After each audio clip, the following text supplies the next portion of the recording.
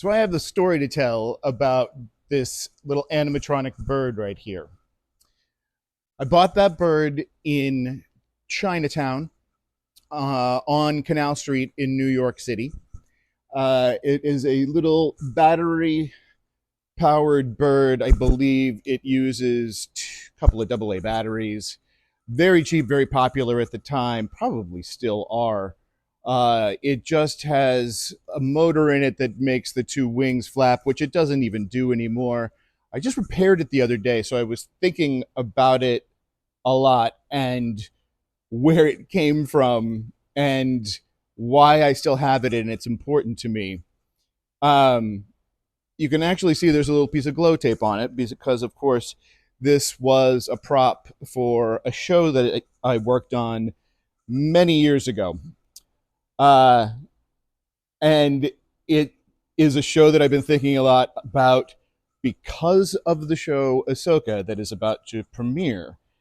See, the thing about this bird is it was a prop for Shakespeare in the Park in New York City at the Delacorte.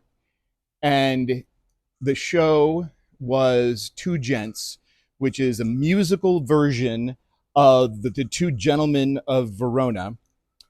And the cast was full of New York City musical theater actors, some up and comers, some very established. Norm Lewis starred in the show, and an upcomer named Renee Elise Goldberry was a secondary lead. And then this new guy that was fresh out of Juilliard showed up that nobody knew, name of Oscar Isaac. And the person that we did know that was going to be in the show was Rosario Dawson. It was a very fun summer that I could tell a lot of stories about because we all were following Rosario's lead that summer, and that simply meant that we had a really good time that summer because Rosario is an incredibly fun person to hang out with. But the bird was a humongous challenge because it's in the stage directions that Shakespeare wrote that a bird flies down and takes a note from someone and then flies off to deliver it to her lover. And the scene was taking place on an upper level platform. And the direction from the director, Kathleen Marshall, was that she actually wanted a bird to fly to Renee and have it be able to accept a note from her and leave with it. So my production manager at the time did not think I could pull this off, and that's partly why I've kept this so long, because I'm very proud of it.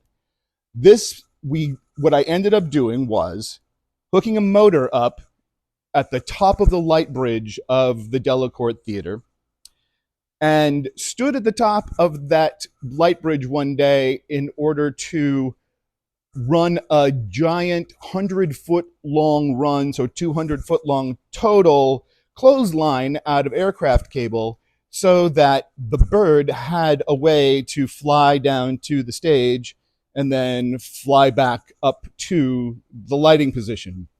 So what he did was sat on this wire and rode all the way down with a spotlight on him until he got to Renee. Renee would reach up and grab him because he was just loose on the wire, and he had a little magnetic pivot on him. So he would only be able to, that kept him from pivoting in any given direction. And then all Renee had to do was take this little fabric note that she had that had a little piece of metal stitched onto it, and then she would go, dunk, and it stuck right onto that magnet right there. And then she turned it around and sent it on its way.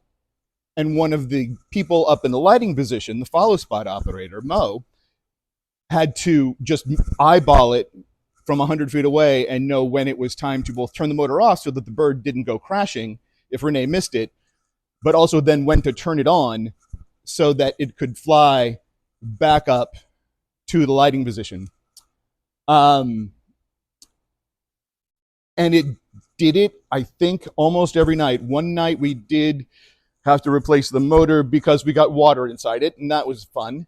But it worked almost every show. I remember one night it was raining, as it does many a night at the Delacorte Theater, and it was heading up the wire.